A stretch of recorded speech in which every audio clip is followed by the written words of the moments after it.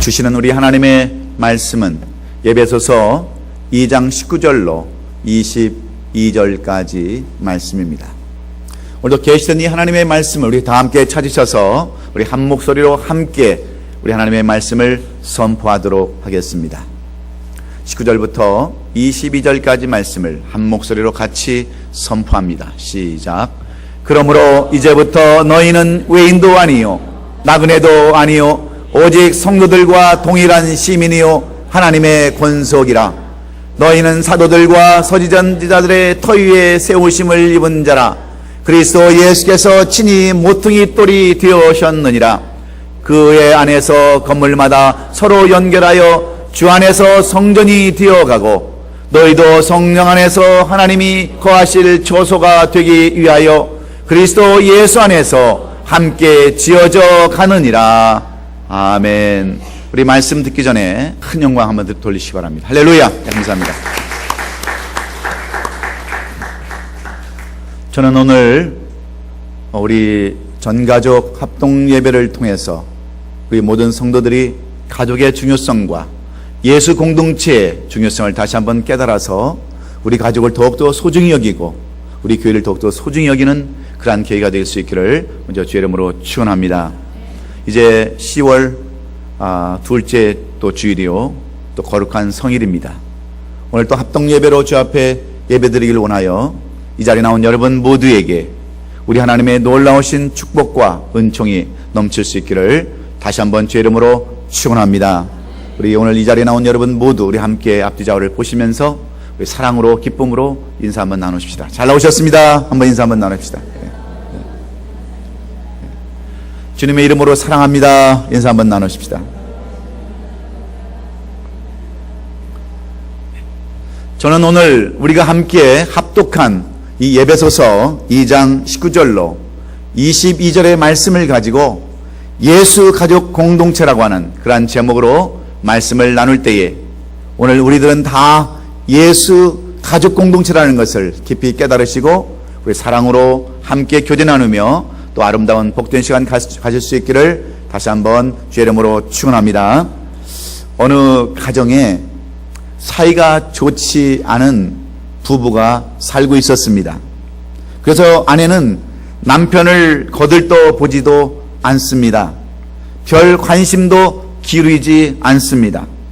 남편이 일하고 돌아와도 별로 반기지도 아니하고 먹는 것, 입는 것 제대로 신경 쓰지 않았습니다. 그런데 어느 날 일한 아내가 갑자기 변화되어서 남편이 문을 초인종을 누르면 잽싸게 뛰어나가서 남편을 맞이합니다. 그리고 옷도 받아주고 또 음식도 챙겨주고 예전에는 신경도 안 썼던 옷에다가 신경을 씁니다. 그리고 머리도 빗질해주고 발도 닦아줍니다. 남편은 참으로 이상했습니다. 이 아내가 갑자기 왜 그러는가, 무엇 때문에 갑자기 이렇게 잘하는가 생각을 하다가 어느 날 아내가 외출을 하면서 그녀가 보는 날마다 읽는 책을 한번 뒤져봤습니다. 과연 아내가 무슨 책을 읽길래 이렇게 변했는가? 여러분, 이 아내가 날마다 읽은 책이 무슨 책이었겠습니까? 오늘 아침에 이 얘기를 했더니 우리 집사람이 성경책 그러더라고요. 그래서 내가 박수 한번 쳐줬어요. 그런데 성경책이 아닙니다. 따라서 한번 하십시다. 애완견, 길들이기. 여러분, 왜 이 아내가 남편을 개 키우듯이 키우려 하는 것일까요? 착각하고 있기 때문에 그렇습니다. 여러분, 아줌마는요 얼굴에다 화장을 하면 이뻐지는 줄 알아요. 할머니는 옆집 할아버지가 웃어주면 자기를 사랑하는 줄 압니다. 엄마는 자기 자식이 천재인 줄 알아요. 노력만 안 해서 그렇지 IQ는 140이 넘는 줄로 착각합니다. 그리고 엄마는 자기 아들이 그냥 그렇게 위대한 줄로 착각하고 삽니다. 애들은 어떻습니까? 뗐으면 다 되는 걸로 그렇게 착각하고 살아가는 것이 우리들의 인생이기 때문에 그렇습니다. 우리는 많은 때에 한 집안에 살아도, 한 가족으로 살아도, 한 부부로 살아도 서로가 서로를 모르고 살 때가 너무나도 많이 있습니다. 얼마 전 하버드 대학에서 인종그룹 학생들을 대상으로 설문조사를 했습니다. 그 설문조사 내용은 뭐냐면, 만약에 당신에게 부모를 바꿀 수 있는 기회를 준다고 한다면 부모를 과연 바꿀 수 있겠는가 하는 질문의 내용이었습니다. 그랬을 때 백인 학생들은, 전체 백인 학생들의 4%가 만약에 그런 기회가 온다면 나는 부모를 바꿀 의향이 있습니다 라고 대답을 했다는 거예요. 그래서 교수가 한국 학생들의 그 설문조사 내용을 살펴봤더니 한국 사람들은 무려 19%나 그런 기회가 오면 나는 부모를 바꾸겠습니다라고 하는 설문조사에 답을 했다고 하는 거예요. 여러분, 미국 사람들, 백인들은요, 우리 한국 사람들보다, 이민에 와서 사는 사람보다 무려 5배나 이혼율이 높습니다. 그리고 싱글 페어런스가 키우는 아이들이 우리보다 훨씬 많습니다. 어머니가 없거나 아버지가 없거나 그런 페어런스 밑에서, 그런 싱글 부모 밑에서 여러분 자라는 아이들이 우리보다 훨씬 많습니다. 그런데 우리는 어떻습니까? 미국의 자식들을 공부시키기 위해서 말도 안 통하는 이것까지 와가지고 뼈 빠지게 일해서 자식들을 공부시켜서 하버드 대학까지 보냈는데, 그런 자식들이 10명 중 2명, 5명 중에 1명은 내가 그런 기회가 온다면 나는 부모를 바꾸고 싶겠다고 하는 이러한 설문조사 내용을 보고 저는 가슴이 너무나도 아팠습니다. 저는 그런 애들 나면 하버드 대학을 안 보내기로 결정을 했습니다. 무서운 것이 하버드 대학이기 때문에 그렇습니다. 여러분, 아무리 공부를 하면 무슨 소용이 있겠습니까? 하버드 대학을 가면 무슨 여러분 의미가 있겠어요? 나중에 부모를 바꿀 수 있는 기회가 된다면 바꾼다고 하는 사람이 10명 중 2명이라고 한다면 얼마나 여러분 가슴 아픈 일이겠습니까? 그렇다면 여러분, 그들은 어디에 문제가 있는 것일까요? 바로 사랑에 문제가 있습니다. 바로 가족이라는 그 개념을 그들은 잃어버렸기 때문에 그렇습니다. 가족이 도대체 무엇인지, 가족이 어떠한 것인지를 모르기 때문에 이런 설문에 답을 하고 나도 그렇게 하겠다라고 거기에 동그라미를 치고 대답하는 우리 한국 학생들의 모습을 우리가 살펴볼 수가 있습니다. 여러분, 이 시대의 마지막 시대의 여러분 모습은 어떤 모습입니까? 말세의 여러분 시작은 사랑이 식어가는 것입니다. 나만 알고 내 개인적이고 이기적인 그러한 사람들이 살기 때문에 오늘날 가정은 다 무너져 버리고, 여러분 가족은 다 여러분 실종되어 버린 그러한 상태가 오늘날 우리가 살아가는 이 가정들의 모습입니다. 많은 가정들이 가족이라는 명목으로 여러분 한 집에 살고는 있지만 사실은 다 제각각입니다. 이미 대화가 다 끊어져 버린 지가 오래되었습니다. 애들은요, 달마다 자기 방에 들어가서 게임기만 가지고 밤낮 자기 방에 들어가서 삽니다. 남편은 집에 오면 텔레비부터 켜고 텔레비 속에 들어가서 삽니다. 여자들은 따로 텔레비 하나 만들어 놓고 다 자기가 보는 드라마만 거기에 빠져서 깊이 살아가는 것이 오늘 우리들의 모습입니다. 그러다 보니 서로가 가족이라는 소속감이 점점 약해질 수밖에 없습니다. 여러분, 가족이 무엇입니까? 가족이란 무엇보다도 밥상 공동체를 우리는 가족이라고 이야기하고 있습니다. 여러분, 식구가 뭡니까? 같이 밥을 먹기 때문에 우리는 식구라고 얘기하고 가족이라고 이야기하는 겁니다. 함께 밥을 먹고 사는 사람들이 가족이라는 거예요. 그래서 가족이라는 것은 단순히 싫고 좋고를 떠나서 무조건 아무것도 모든 것도 다 떠나서 서로를 인정해주고 서로를 감싸주고 포용해주는 것이 가정입니다. 여러분, 가정이라는 것은 여러분 서로의 차이를 지적하는 것이 아니라 그 서로의 차이를 인정해주고 그 차이를 극복해주는 것이 바로 가정입니다. 그래서 가족 공동체는 몇 가지 기능이 있는데, 첫 번째 기능은 경제적인 기능입니다.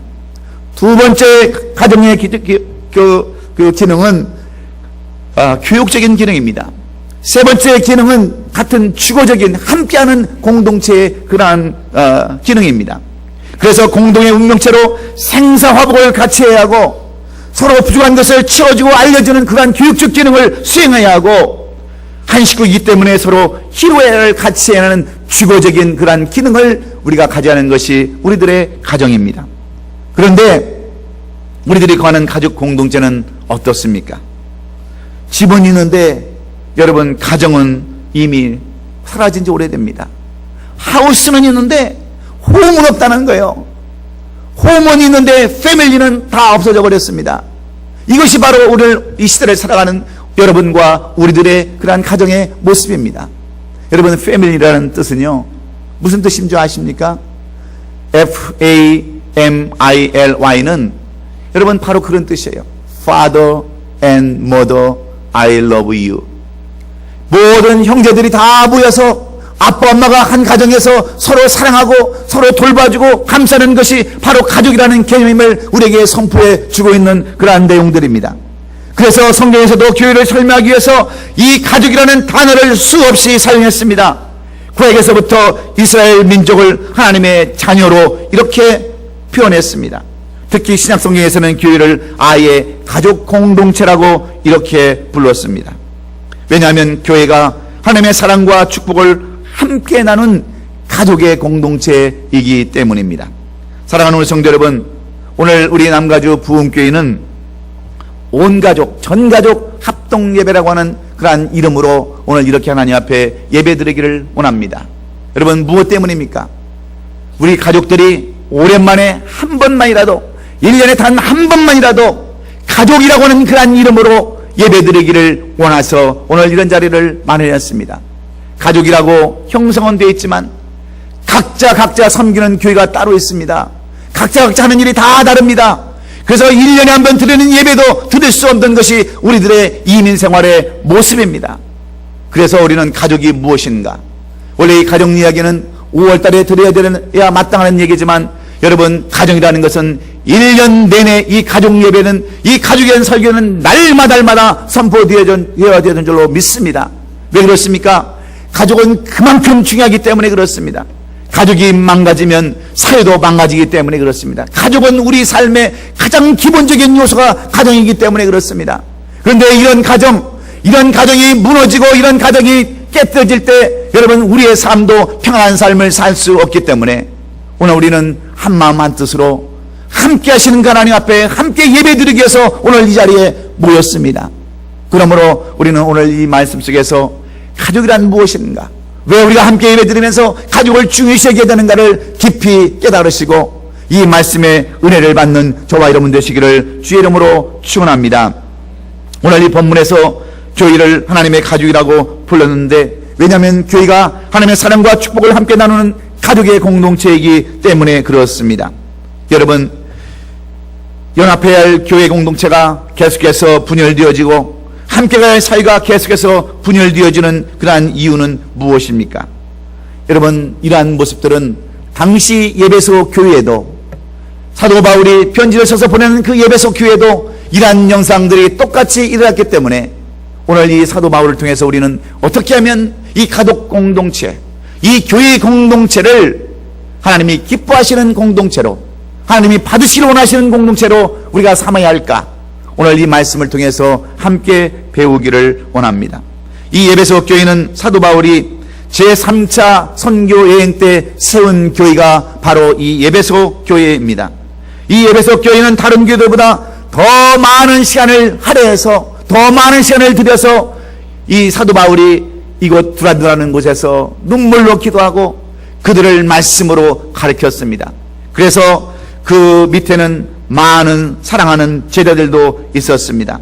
그래서 이들을 열심히 가르쳐서 그들이 그리스도 예수 안에서 가족 공동체, 올바른 가정을 이루고 올바른 교회를 이루었던 것을 사도 요한은 요한계시록 2장 2절로 3절에서 이렇게 에베소 교회에 대해서 말씀해 주고 있습니다. 내가 내 행위와 수고와 내 인내를 알고 또 악한 자들을 용납하지 아니한 것과 자칭 사도라되 아닌 자들을 시험하여 그의 거짓된 것을 내가 드러낸 것과 또 내가 참고 내 이름을 위하여 견디고 게으르지 아니한 것을 아노라 그랬습니다. 사도 요한이 밤모섬에서 이 에베소 교회를 묵상하고 있을 때 하나님께서 보여주신 그 환상은 이 에베소 교회가 어떠한 교회였다는 것을 잘 말씀해 주고 있습니다. 그들은 예수 그리스도의 복음을 위하여 인내하고 헌신하는 삶을 살았다고 하는 겁니다. 악한 자들 즉 이단자들과 타협하지 아니하고 믿음을 지켰다고 말씀하고 있습니다. 뿐만 아니라 그들은 복음을 위해서 참고 게으르지도 아니하며 열심히 최선을 다하는 그러한 교회를 그들은 만들었다고 하는 겁니다. 그런데 사도 바울이 그 교회를 떠나고 시간이 지남으로 그들은 점점 무너져가고 신앙은 점점 땅에 떨어졌음을 말씀합니다. 여러분, 왜 그들이 그렇게 되었을까요? 지금까지 잘 지켜온 그들의 신앙, 잘 지켜온 가족 공동체, 교회의 공동체가 왜 무너지기 시작하고 그들은 책망받는 교회가 되었을까요? 사도 요한은 요한계시록 2장 4절에서 이렇게 그 이유를 말씀하고 있습니다. 그러나 너를 책망할 것이 있나니 너의 처음 사랑을 버렸느니라. 에베소 교회의 문제점은 그들이 처음 사랑을 버린 것이라고 이렇게 지적하고 있습니다. 에베소 교회 공동체의 어둠이 밀려오고 시련이 찾아온 첫 번째 이유는 그들이 지켜야 할 처음 사랑, 곧 처음 믿음을 잃어버렸기 때문이라고 하는 것입니다. 그리고 이어서 에베소 공동체에 주시는 권면은 요한계시록 2장 5절에 그러므로 어디서 떨어진 것을 생각하고 회개하여 처음 행위를 가지라. 만일 그리하지 아니하고 회개치 아니하면 내가 내게서 가서 내 촛대를 그 자리에서 옮기리라고 이렇게 단언하게 말씀하고 있습니다. 여러분, 에베소 교회가 복음을 받기 전에는 어떤 공동체였습니까? 그들은 이미 버림받은 이방인 족속이었습니다. 그들은 하나님과 상관없는 그러한 사람들이었습니다. 그래서 오늘 본문 2장 11절에 보면 그들에 대해서 이렇게 설명하고 있지 않습니까? 그러므로 생각하라. 너희는 그때 육체로는 이방인이요 손으로 육체에 행한 할례를 받은 무리라. 칭하는 자들로부터 할례 받지 못한 무리라. 체험을 받은 자들이라. 이렇게 말씀합니다. 무슨 말입니까? 이 에베소 교회는 사도 바울이 복음을 전하기 전까지는 하나님과 상관없는 이방 우상을 섬기는 세상 사람과 똑같은 사람, 구원의 바늘에 쓰지 못하는 사람, 하나님의 축복에 임하지 못하는 그런 사람들, 불쌍한 사람들이었다고 하는 것을 분명히 그들에게 말씀해 주고 있습니다. 그런데 여러분, 이러한 그들이 하나님의 전적인 은혜로 말미암아 사도 바울을 통하여서 복음을 받아들이고 그들이 그리스도인이 되어서 여러분, 그들은 믿음을 신실히 지키고 아름다운 가정 공동체를 이루고 교회 공동체를 이루고 열심히 최선을 다해서 노력했다고 하는 것이 오늘 에베소 교회를 향한 오늘 주님의 우리에게 주시는 말씀입니다. 그런데 여러분, 그들이 왜 이렇게 잘못되었느냐? 또다시 우상을 섬기고 또다시 그들이 하나님의 말씀을 저버리고 살았기 때문에 오늘 이 본문은 그들에게 너희들에게 촛대를 옮기겠다고 하는 그러한 책망의 말씀을 하고 있는 것을 우리가 볼 수 있습니다. 그들은 하나님의 전적인 은혜로 말미암아 구원받고 그리스도인이 되었는데도 불구하고 그 첫사랑, 그 첫 믿음을 잃어버렸기 때문에 오늘 그들은 책망받는 교회가 되었던 것을 우리가 볼 수 있습니다. 사랑하는 성도 여러분, 하나님의 은혜는 오늘 이 자리에 앉아있는 여러분들과 제가 누리는 그 은혜와 조금도 다를 바가 없는 그러한 은혜입니다. 그러므로 우리는 오늘 본문 19절 말씀처럼 그러므로 이제부터 너희는 외인도 아니요 나그네도 아니요 오직 성도들과 동일한 시민이요 하나님의 권속이라 하는 이 말씀으로 위로받기를 주의 이름으로 축원합니다. 우리는 다 쓸데없는 사람들이었지만 하나님의 나라에 들어갈 수 없는 사람이었지만 그리고 한 가족으로 구원받을 수 있는 한 가족의 공동체가 될 수 없는 사람이었지만 하나님의 은혜로 우리는 이제부터는 다른 사람도 아닙니다. 외부 사람도 아닙니다. 나그네도 또한 아닙니다. 잠시 왔다 가는 데간 나그네도 아니요 오직 성도들과 동일한 시민이요 하나님의 권속이라. 권속은 영어로 하우스홀드라는 뜻입니다. 가족이라는 뜻이에요.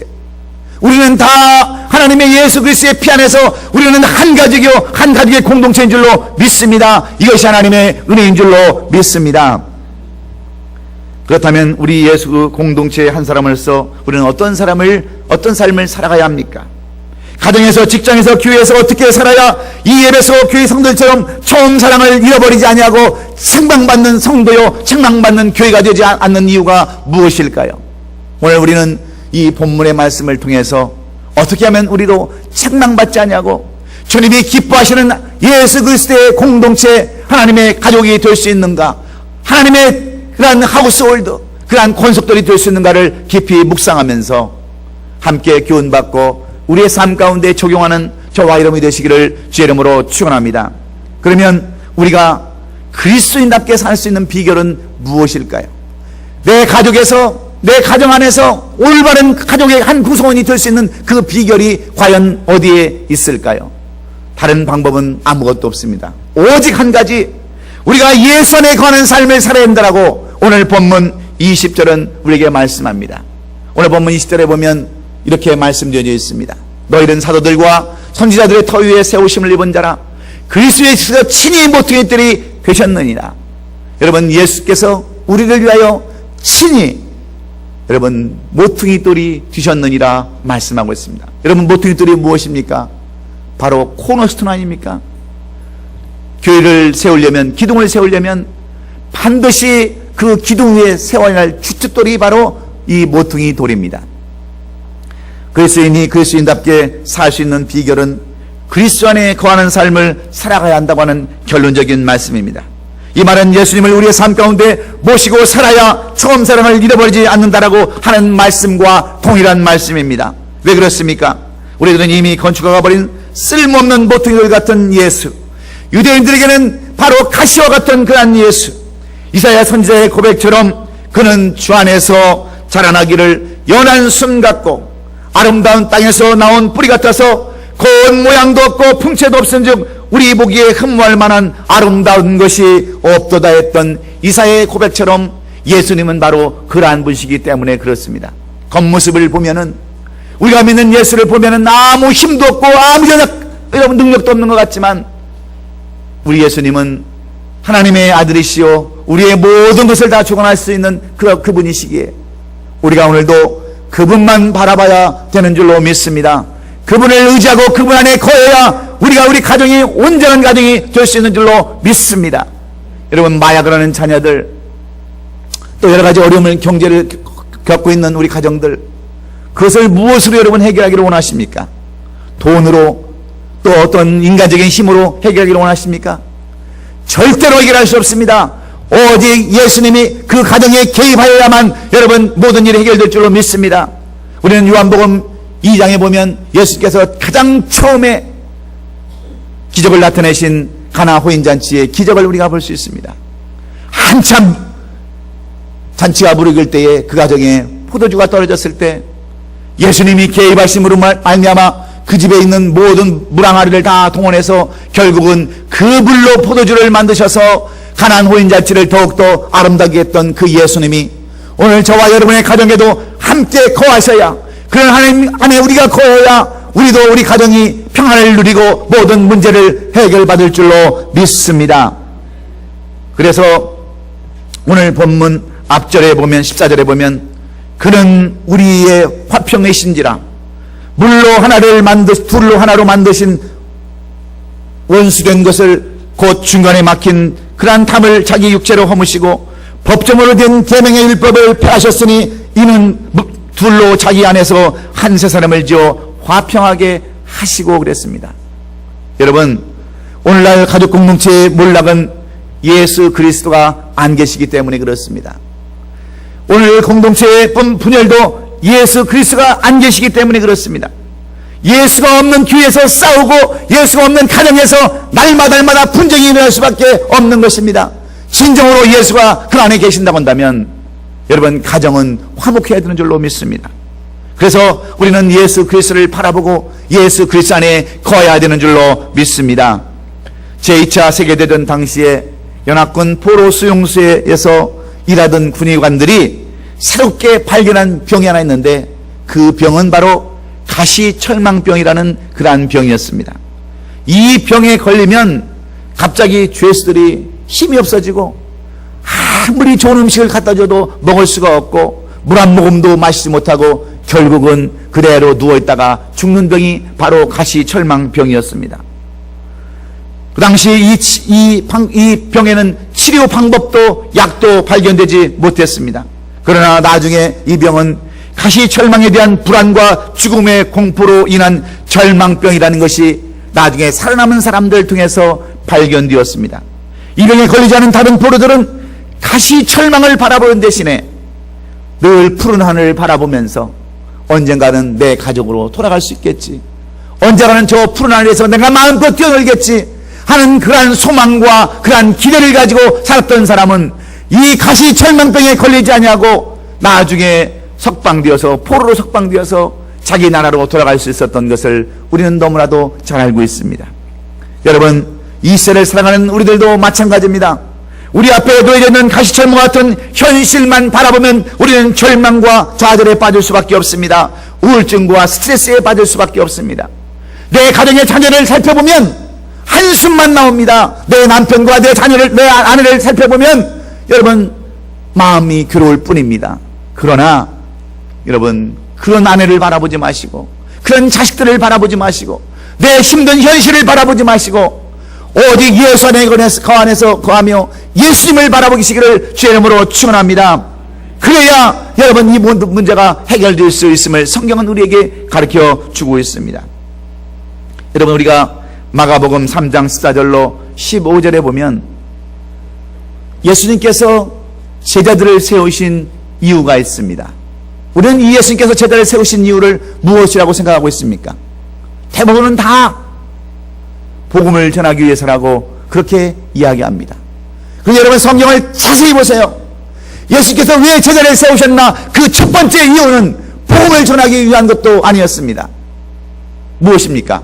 14절을 읽습니다. 시작. 이에 12를 세우셨으니 이는 자기와 함께 있게 하시고, 여기까지입니다.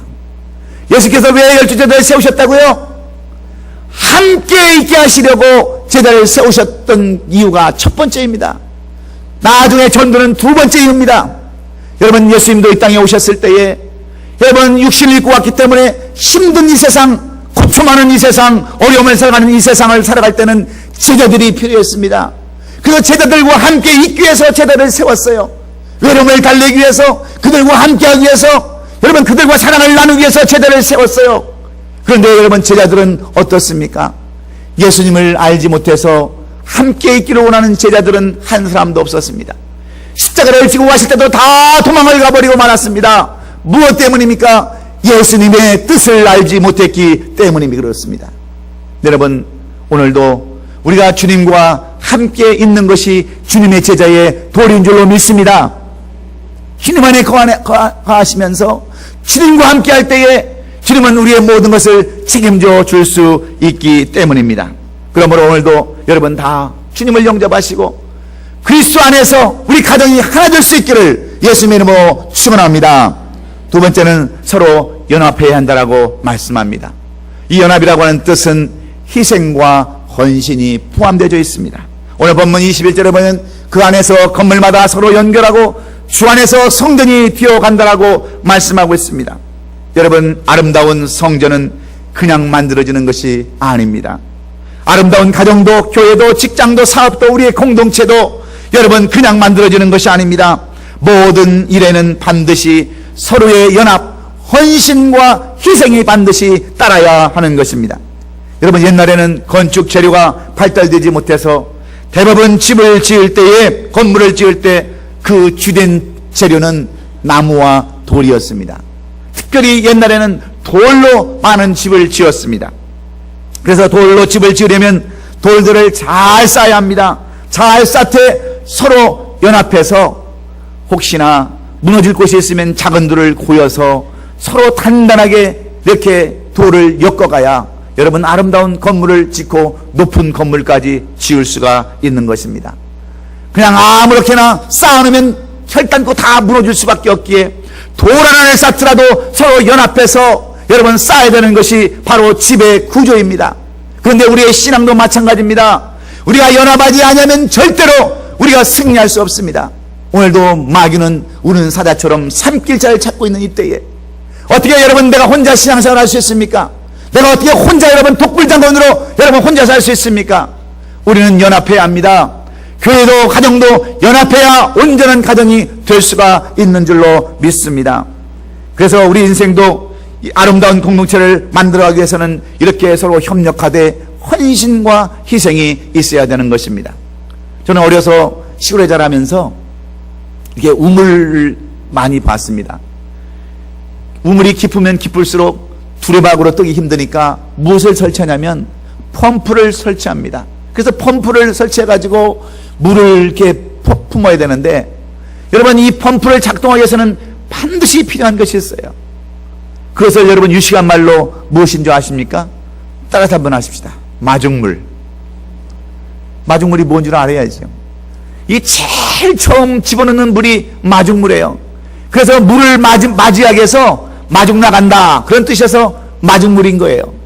여러분 물을 넣기 위해서는 물이 내려가야 됩니다. 그래서 물을 바가지를 퍼서 부어야 여러분 그 압력으로 인해서 물을 뽑아낼 수 있는 것이에요. 그런데 물은 붙지 않냐고 계속해서 여러분 펌프질만 해보십시오. 결국은 고무박형이 다 닳아서 나중에는 펌프마저 망가질 수밖에 없는 것이 바로 우리가 어렸을 때 썼던 이러한 펌프들의 그러한 모습입니다. 그러므로 여러분 우리는 어떤 삶을 살아가야 합니까? 오늘도 우리가 서로 희생하고 협력하고 헌신해서 아름다운 우리의 가정 공동체, 여러분 우리의 교회 공동체를 아름답게 세워나가시기를 주의 이름으로 축원합니다. 옆에 분들 보고 인사하십시다. 가족보다 귀한 것은 없습니다. 인사 한번 하십시다. 교회보다 중요한 것은 없습니다. 다시 한번 인사 한번 나눕시다. 안 하는 사람은 안 하는 사람대로 다 뜻이 있는 줄로 믿습니다. 세 번째로, 오늘 우리가 아름다운 예수 공동체를 만들어가기 위해서는 우리가 성령 안에서 날마다 지어져 가야 한다라고 말씀합니다. 오늘 본문 22절에 보면 너희도 성령 안에서 하나님의 거하실 초소가 되게 하여 예수 안에서 함께 지어져 가느니라. 하나님의 아름다운 예수 공동체를 만들어가려면 날마다 성령 안에서 지어져 가야 한다라고 말씀합니다. 이 말씀은 과거형으로 되어 있지 않습니다. 현재 진행형으로 되어져 있습니다. 우리가 온전한 가정을 이루고 온전한 교회를 만들려면 우리의 삶이 날마다 성령 안에서 내 스스로가 가족 공동체가 되도록, 교회의 멤버가 되도록 그렇게 성화, 거룩한 삶, 성장하는 삶을 살아나가야 한다고 하는 그러한 말씀입니다. 하나님의 거하실 의로운 초소, 바로 우리 자신이 그 초소 교회가 되도록 성령 안에서 날마다 깨끗함으로 의로움으로 나가야 우리가 이렇게 아름다운 교회를, 아름다운 가정 공동체를 이뤄나갈 수 있다고 하는 것입니다. 여러분, 가정 공동체는, 우리 교회 공동체는 그냥 이루어지는 것이 아닙니다. 내 스스로가 날마다 깨끗함으로 의로움으로 함께 지어져 가야 여러분 아름다운 교회가 될 수 있는 줄로 믿습니다. 여러분, 시멘트를 붙더라도요, 거기다가 쓰레기를 부으면 결단코 나중에는 다 잘못될 수밖에 없습니다. 깨끗한 것은 깨끗한 것에 부어야 여러분 온전한 것이 될 수 있습니다. 그런데 내 자신 스스로가 오히려 쓰레기가 되고 장애물이 된다면 여러분 어떻게 하겠습니까? 그런 내가 먼저 날마다 성화스러운 그런 삶을 살아갈 때 우리 가정은 아름다운 가정, 우리가 주님이 기뻐하시는 공동체가 되는 줄로 믿습니다. 이제 곧 선거일이 얼마 남지 않았습니다. 미국에는 미국 대통령, 한국에는 한국 대통령 선거가 있고 곧 이어서 국회의원 선거가 있는데, 저는 이 선거일이 될 때마다 한국에 있는 유재건 의원이라는 사람의 그러한 신앙집 수필 에세이를 생각하게 됩니다. 이 유재건 장로님이 쓴 자서전 겸 신앙 에세이 하나님의 은혜라고 하는 그 책을 읽어보면 이 장로님께서 국회의원이 된 후에 믿음을 지키기 위해서 얼마나 힘든 시간을 보냈는가를 그 책을 통해서 읽어볼 수 있습니다. 국회의원 12년과 3년 동안의 다른 그 정치활동을 통해서 15년이란 그 세월은 그 장로님에게 있어서는 너무나도 힘든 그러한 시간들이었습니다. 그러나 이 장로님은 처음부터 기독교 양심을 가지고 믿음을 지키면서 정치하기로 하나님 앞에 약속이기 때문에 그 어떤 상황에도 그 어떤 어려움에도 타협하지 않았습니다. 그 어떤 잘못된 일에도 물들지 않았습니다. 그래서 이 장로님은 국회의원이 된 다음부터 우리 가게를 하는 사람들, 이렇게 신앙인들이 가게를 하면서 주일날 써붙이는 거 있죠. 주일은 쉽니다. 그 인생을 모토로 삼았어요. 그래서 이 장로님은 주일날 정치에 참여하지 않았습니다. 주일날에는 온전히 교회만 나갔습니다. 온전히 하나님 앞에 예배만 드렸습니다. 이 장로님이 국회의원에 나갔을 때도 이 장로님은 다른 그 국회의원들처럼 가서 술자리에 앉지도 않았습니다. 그들의 관행대로 술 사주는 일도 하지 않았습니다. 오직 하나님과 약속한 대로 성실하게 진실하게 그렇게 선거운동하고 돈도 뿌리지 않았습니다. 여러분, 그러니 다른 후보와 경쟁이 되겠습니까? 여러분, 보나마나 뻔한 일이지만 이 장로님은 그래도 하나님의 은혜로 사람들이 저렇게 신실한 정치인이 있다니, 그러면서 오히려 이 장로님을 평하고 장로님에게 피를 던져서 그는 국회의원이 되었다라고 그렇게 그의 자서전에 써놨습니다. 우리가 보기에는 세상 법칙대로 살면, 우리가 생각할 때 세상 마음대로 살면 잘 될 것 같지만, 오히려 하나님의 신실한 방법으로 성령 안에 거하면서 믿음으로 살아갈 때에, 기도하면서 말씀 보고 살아갈 때에 이것을 하나님은 기뻐하시고 오히려 그를 더 높이 사용하여 주시는 줄로 믿습니다.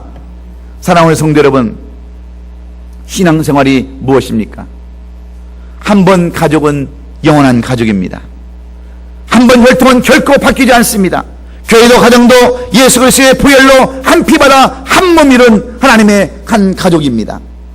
그러므로 오늘 우리는 이 가족 공동체, 아름다운 공동체, 하나님이 만들어주신 이 공동체를 어떻게 지켜가야 하겠습니까? 우리는 먼저 믿음으로 예수 그리스도 안에 거하면서 말씀으로 주님의 뜻 가운데서 살 수 있기를 예수님의 이름으로 축원합니다. 서로 협력하고 헌신하고 연합해서 아름다운 그 공동체, 하나님이 맡겨주신 그 공동체를 이끌어갈 수 있기를 주의 이름으로 축원합니다.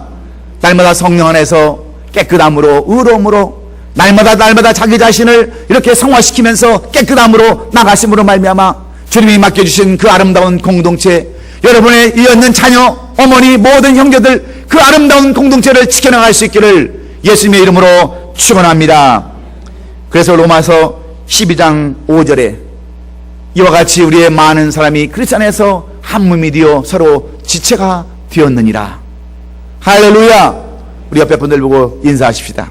우리는 영원한 지체입니다. 인사 한번 하십시다. 당신을 사랑합니다. 한번 인사 한번 나눕시다. 기도하겠습니다. 사랑하는 성도 여러분,